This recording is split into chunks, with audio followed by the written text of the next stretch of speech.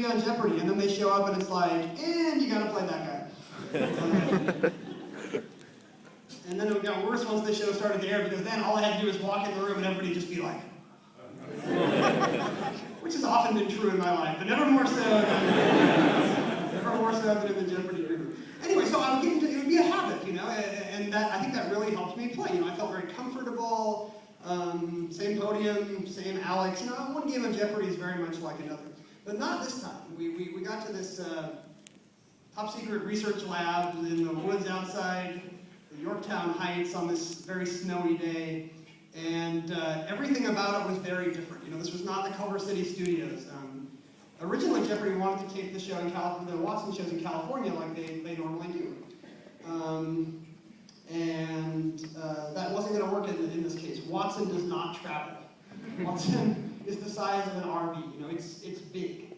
But then you saw it at home, was just a plasma screen, just an avatar. You know, Watson's actually off in a room somewhere. To this day, he's the only other Jeopardy contestant I have ever been inside. Just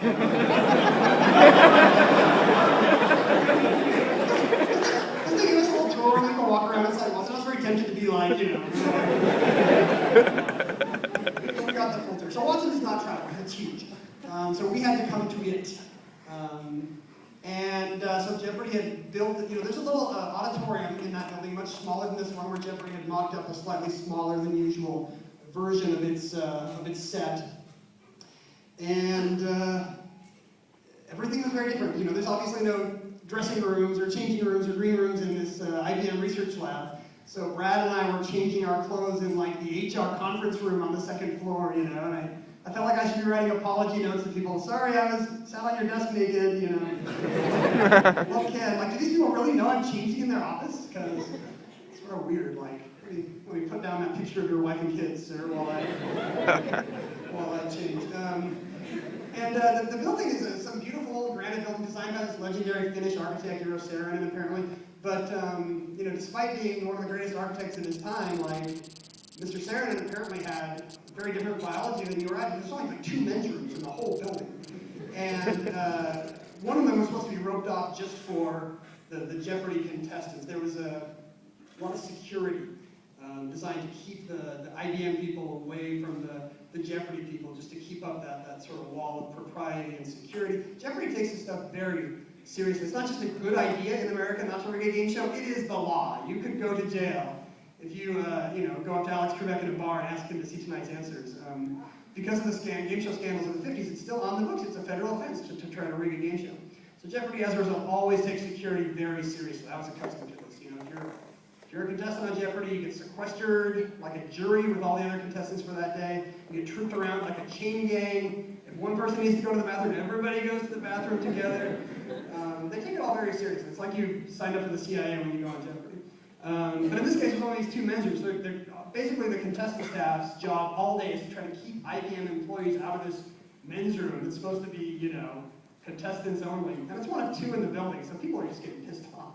And at one point, they just start yelling at this guy because he's trying to use the men's room. They're like, no, you can't go in there. There's a contestant in there. You know, they're just yelling at this guy. And it turns out he's the vice president. Like, it's his lab, you know. And the workers there are like, I don't think anyone said no to him in like 10 years. You know, they're all freaking out. And the other thing that was very weird about it, this was a novelty for me, is you could walk out there and you could sense that there was an IBM crowd. You know, that these people wanted blood. They were not here to see the triumph of humanity over the evil machines. I mean, this was their baby.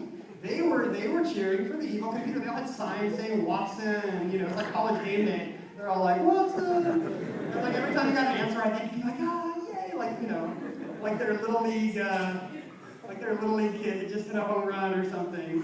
They just thought Watson was adorable. And you walk out there, and in the front of the stage, this is not normally true in Jeopardy, there's the big Watson avatar painted on the stage, you know, like a symbol for the thing. And I remember just thinking, it's like being, like this is an away game for humanity, you know? I am on the road here, and I have to walk across, you know, the Chicago Bulls logo, you know, to get to my basket. Because it was clear that this was Watson's house. And we were the underdogs. That was something that had never happened to me on Jeopardy before.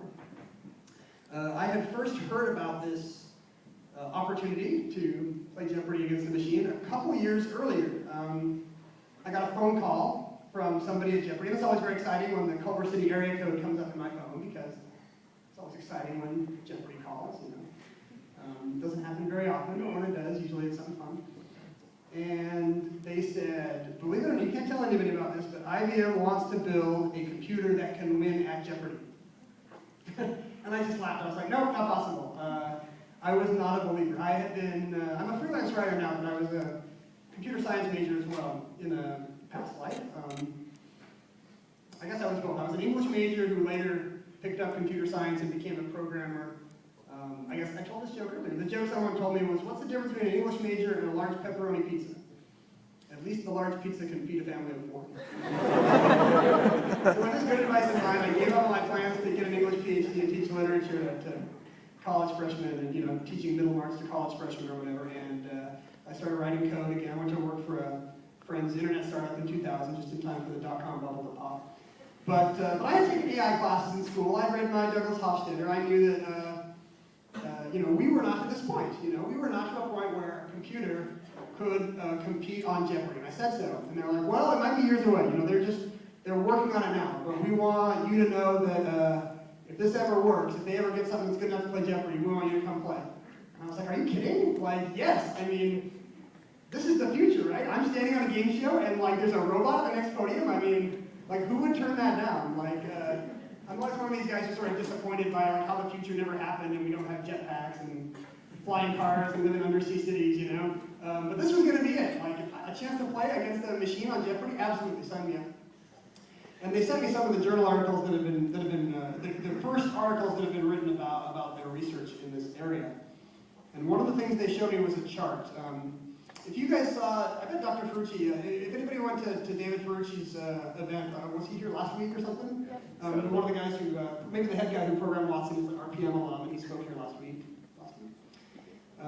He might have showed this slide. They focused their research on what Jeopardy called the winner's cloud. They graphed Jeopardy accuracy, like percentage, number of questions attempted versus percentage answered correctly. So they graded like